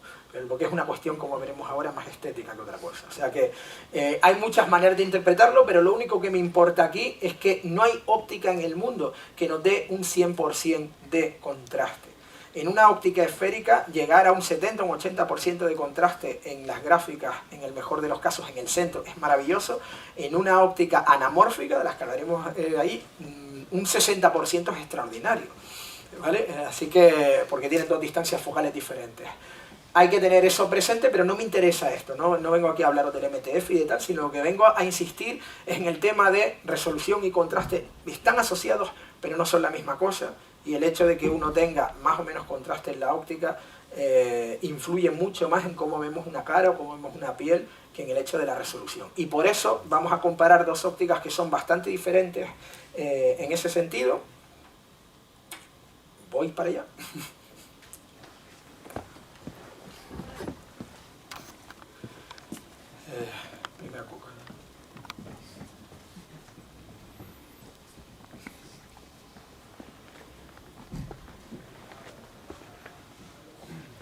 Aquí tenemos a nuestro modelo favorito, sufriendo. No suele ocurrir que tengáis la suerte de que el protagonista además quiera ser de eléctrico. No. O sea que...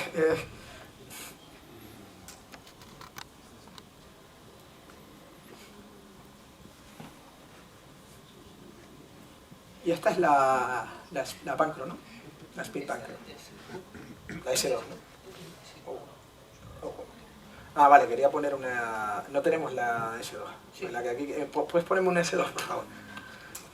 Vamos a poner una óptica vintage, ¿vale? La más común, que es la Speed Pancro S2. Entre el año 1931 y el año 1952, esta óptica en particular, el juego de ópticas, ahora la llamamos S2, pero en su día se llamaba simplemente Speed Pancro y era la segunda versión, que se empezó a hacer a partir del año 31, se utilizó se calcula que aproximadamente el 83% de todas las películas que se rodaron en todos esos años a nivel mundial. Con independencia del rodillo impresionante que hizo Cook en esos años, lo que significa es que obviamente quedan millones de unidades disponibles y que por eso todos los fabricantes de rehousings y demás, todo el mundo tiene su versión de la Speed Pancro. Pero es que hay tantísimas ahí fuera todavía que es la más fácil de conseguir. Y por eso veréis que es la más común, veréis versiones de Zero Optic, veréis versiones de Van Diemen, veréis versiones de TLS, veréis versiones de Duclos, veréis versiones, bueno, hay 780.000 versiones. Otra cosa que hay que tener presente, ya que vamos a poner una óptica vintage, ha sido tan exagerado que Cook ha visto que dicen, aquí hay un montón de lucro cesante, de dinero que no estamos recibiendo, y decidieron volver a fabricar las Speed Pancro, pero ahora, y las llaman Pancro Classic, ¿vale? Y sin embargo, entre unas y otras hay una diferencia esencial. Con independencia de lo buena o mala que sea la mecánica, hay que tener presente que para hacer una óptica de estas y un rehousing se busca, tienes que tener una persona que vaya por medio mundo recogiendo o comprando ópticas vintage, originales, y entonces se escoge los elementos que están en mejores condiciones, de a lo mejor 7 u 8 de ellas para hacer una óptica. Se hace una especie de óptica Frankenstein, ¿vale? Esta es un poco la idea. Es que quiero tener exactamente el look que tenía tal película del año 38. Bueno, eso a lo mejor, aparte de que depende mucho más de la luz y tal, pero eso a lo mejor va a ser un poco complicado por varias cosas. Primero porque los revestimientos de las ópticas no se mantienen exactamente igual durante chorrocientos años. Y por lo tanto, esa óptica que tengamos ahora probablemente tiene una parte del revestimiento frontal que no existe, otra que es más débil, etcétera, etcétera, etcétera. Mientras que la que te hace Cook ahora, que sigue teniendo los mismos revestimientos y la misma fórmula de revestimiento monocapa que usaba entonces, claro, está entera. A lo mejor esa nueva se parece mucho más a esta antigua cuando era el año 31, porque en aquel momento el revestimiento era nuevo. Pero es que la mecánica también influye muchísimo en el contraste y en la... Porque claro, la parte interior de los barriletes absorbe luz y evita que reflejen más o menos, y no tienes en ningún caso la misma mecánica que tenía el Speed Pancro original. Con lo cual, exactamente el mismo look va a ser que no. Pero hemos puesto, en este caso no se trata de que sea vintage o no, sino que lo hemos puesto únicamente porque esta es una óptica muy famosa por su bajo microcontraste, ¿vale? Entonces, mirad directamente en la cara, estoy aquí de lado y no veo si está a foco, pues. O sea, fijaos directamente aquí en la cara, ¿está abierto del todo? Para darle más chicha.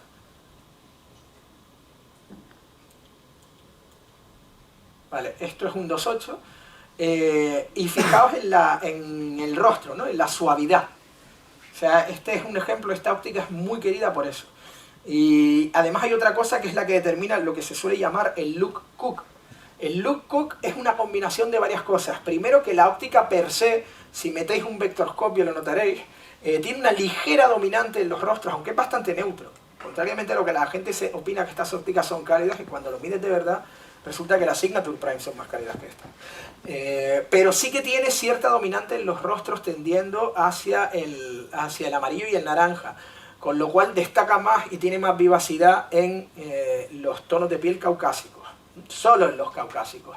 De hecho, está el virado al amarillo que con la luz a 5600 aquí estáis viendo que hay una pequeña dominante hasta verde en la imagen, ¿vale? No es que Pedro venga de Marte, sino que tiene una ligerísima dominante verde. Eso está combinado con una resolución muy alta para la época, pero un microcontraste muy suave, muy suave en las pieles. Y luego hay otra cosa, y es que las ópticas de Cooke, las de full frame ya tienen 9, pero de todas las ópticas de Cooke clásicas y de Super 35 tienen 8 palas de diafragma. 8 palas de diafragma hacen que, podemos apuntar un segundo al... o no hace falta, con la linterna lo vemos mejor. Si tienes la linterna lo vemos mejor. Sí, o déjame y cierra tu diafragma. Ciérralo mucho.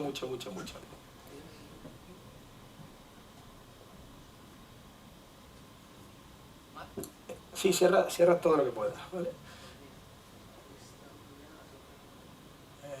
Dame mejor algo, o lo ponemos más lejos, la puedes coger tú y apuntar para que se vea bien.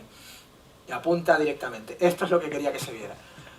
Bueno, 8, cuando tienes ahí, esto es lo que ocurre con, esto es parte fundamental del look Cooke. Al tener 8 palas de diafragma y el bokeh en particular ser un poquito más tosco, pasan dos cosas que explicaré luego.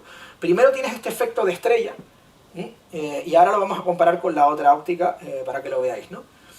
Y marca sobre todo los rayos fundamentales. Si la tuviéramos a cierta distancia, de hecho, algo que con las Cooke se puede hacer muy bien, aunque se puede hacer con todas, es que puedes contar las palas, ¿no?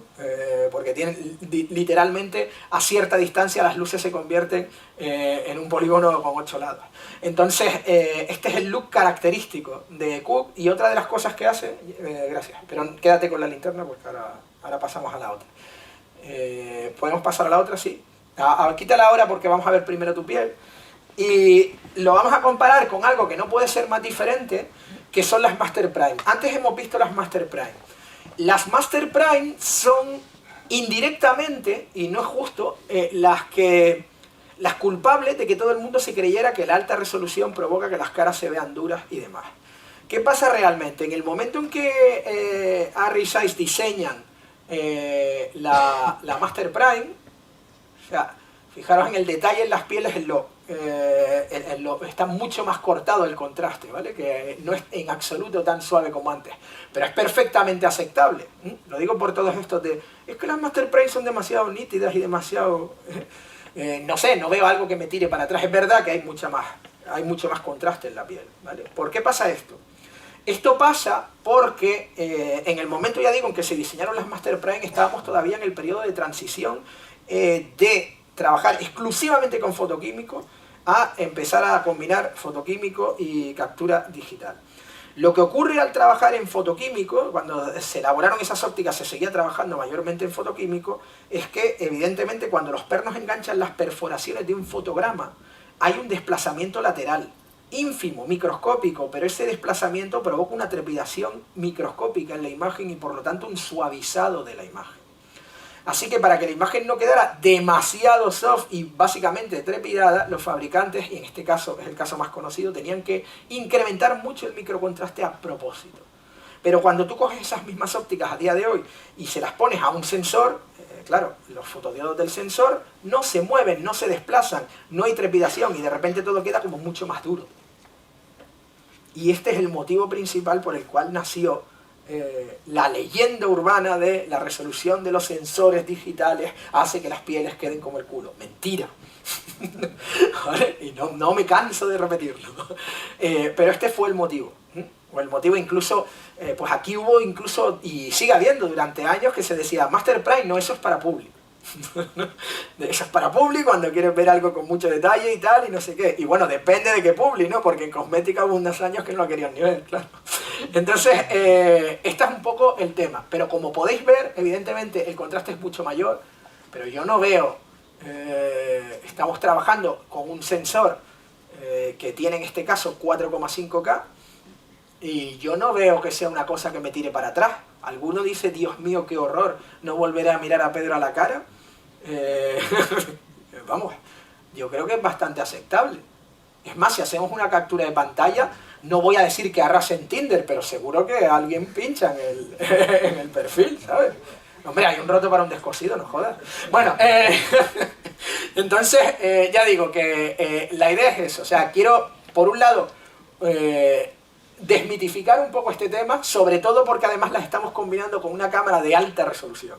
No, a propósito, la podíamos haber puesto en la de Super 35 porque es una óptica pensada para Super 35, pero lo hemos hecho así para que veáis la diferencia. Entonces, esa es la idea un poquito. Y ahora vamos con lo de la lamparita y demás. Cerramos diafragma.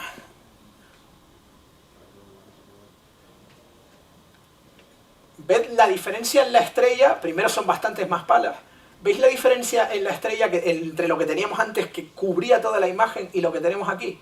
Solamente el aspecto ese muy controlado y luego el pequeño halo, pero no básicamente llenando toda la imagen. Bueno, pues esa es otra de las diferencias, que no tiene que ver en este caso con el microcontraste, entre una y otra, ¿vale? Esta, aunque ahora mismo, porque estamos en una circunstancia en la que esto va a pasar sí o sí, porque estoy haciendo la posta y estamos metiendo la luz directamente y estoy cerrando del todo el diafragma para que provoque eso, pero esta es una de las ópticas todavía a día de hoy con un control más salvaje del flare. O sea, no vemos, el flare está muy controladito y no vemos que realmente genere todo lo que estábamos viendo antes. Y te puede gustar o no, porque esto ya es una cuestión más del proyecto que quieras tener o no, pero ya digo, no tiene nada que ver la cantidad de espacio que ocupaba en la imagen en el momento en que cerramos diafragma, la estrella en Cook, que la que tenemos aquí. Y las dos cosas son válidas, ¿vale? No, una cosa no es mejor que otra. Vamos a... Pásame el cable este, ¿no? Directamente. Vamos para allá. Alguien que vaya avisando a los técnicos porque va a volver a pasar.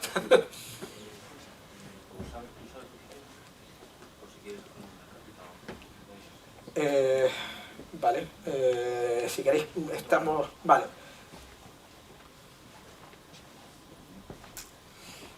Bueno, sí, viene... Que por favor, técnico otra vez por acá.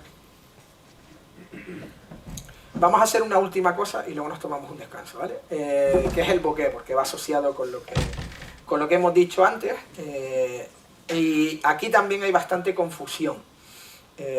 Mientras viene alguien para que arregle eso, os lo cuento igual. Primero, ¿qué es esto del bokeh? El término bokeh no se acuñó en términos fotográficos hasta el año 1997, ¿vale? Nadie en el año 42 se ponía a discutir sobre el bokeh, o por lo menos no se podía discutir de eso llamándolo bokeh, porque el término, insisto, de cara a la fotografía no existía.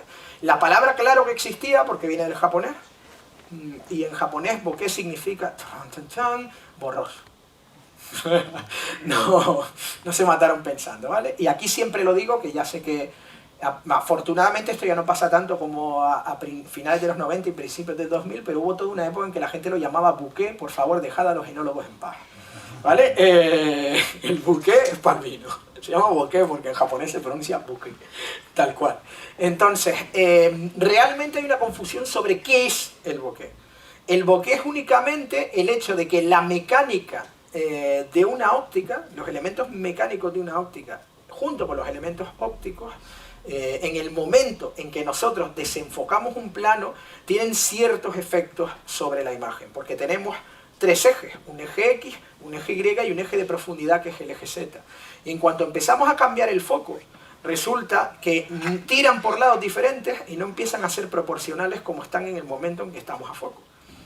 Y cuando esto ocurre y el eje Z se desplaza, lo que ocurre es que empieza a ser notorio el diseño de la óptica en la imagen. Normalmente lo que provoca y lo que verdaderamente hace el bokeh es afectar más o menos a una de las aberraciones de Seidel, que es la curvatura de campo. Es decir, que el bokeh en realidad provoca, cuanto más tosco es, provoca una ligera distorsión de barril, más o menos controlada. Por eso es determinante, aparte del bloque óptico, es determinante el número de palas de diafragma. En unas Cook el bokeh es entre comillas tosco. Cuando digo tosco, no es igual que malo, ¿vale? Son cosas diferentes. Porque tiene otra consecuencia que es parte del Cook look en este caso, ¿no? Tener 8 palas de diafragma y tener cierta curvatura de campo y tener el bokeh más tosco también provoca que el aspecto de los rostros se afile un poquito más y aparentemente tengan más tridimensionalidad. y entonces tienen más presencia. Cuanto mayor número de palas de diafragma suele tener una óptica de cine, más plana es la imagen, porque la planitud de campo es mayor. Una comparativa típica, que es bueno, lo vamos a hacer ahora, vamos a comparar una óptica vintage, que es...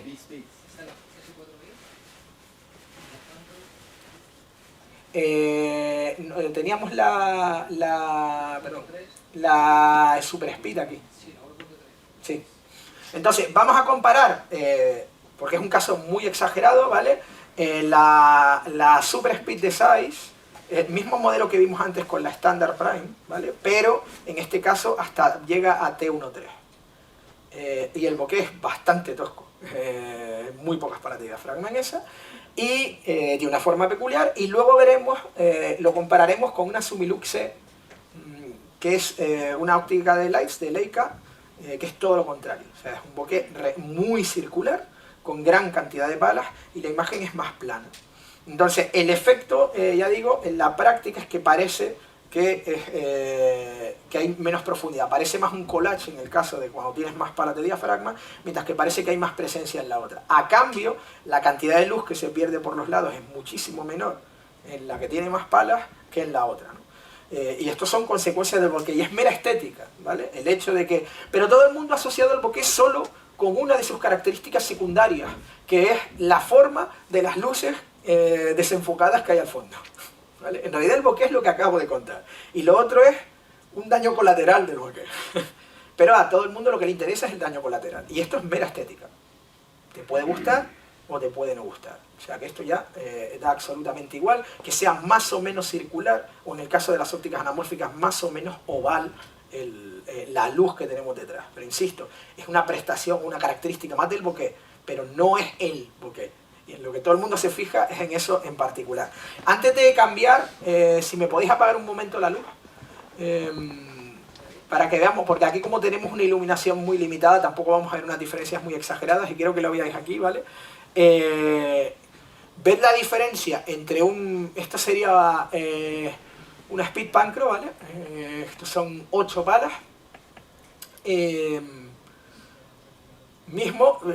Os dais cuenta de que lo que decíamos aquí, aparte de que hay una separación más grande entre figura y fondo, tenemos esto que le interesa tanto a todo el mundo, de nuevo Son Cook, el tema de las palas de diafragma, las 8 palas que las podéis contar directamente, ¿vale? En la luz, esta es un poco la idea, o los reflejos que nos puede dar ese look. Esto es de la Isla Mínima y también es Cook, ¿vale? Comparado, por ejemplo, con esto que es de The Green Book y son Lights Sumilux C. Y sí que hay un desenfoque, pero fijaos en los circular, es bastante más circular en el fondo, y luego que todo parece mucho más uniforme, mucho más plano, ¿vale? Os he puesto aquí ejemplos porque sabía que en la sala, como solo tenemos una fuente de luz y demás, tampoco es que vayamos a notar la diferencia como a mí me gustaría. Y por eso lo hemos hecho así, para que veáis la diferencia. Vamos a verlo en las ópticas.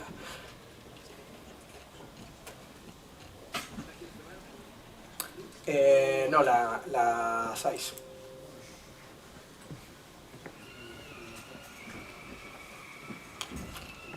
Y aquí, ¿podríamos dar la luz solo en esta parte de aquí? Solo aquí, para que la gente pueda seguir viendo la pantalla, pero... lo veo, o luces de atrás y estas no. Si se puede, que no lo sé. O sea, quitar estas de aquí y dejar solo las de atrás. Para que se pueda ver un poquito más. Vamos, que se note muchísimo. ¿Cómo vas de apertura?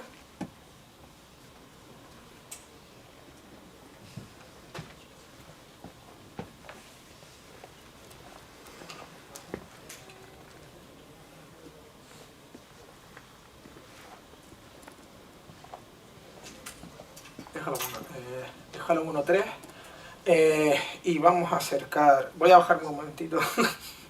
Vamos a acercar esto. O sea, hasta donde, o bueno, levántalo un poquito para ver si podemos tener plano de él y de la luz. Y vamos aquí a cerrar.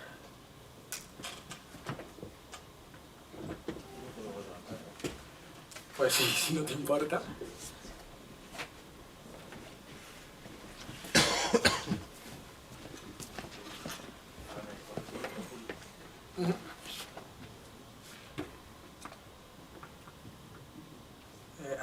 ver si si puedes pillarlo a él y a mí en plan, la luz aquí en plano, por favor.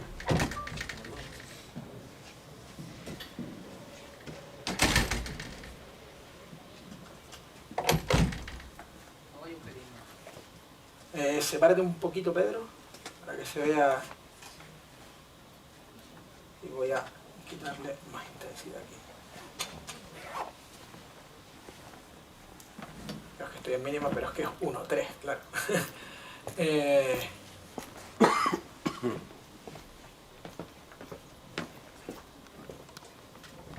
Cierra ahora, por favor. Cierra algo de diafragma, yo te aviso. Vale, quieto ahí. Metemos más intensidad en este, como estamos en este. Sí, ahora voy.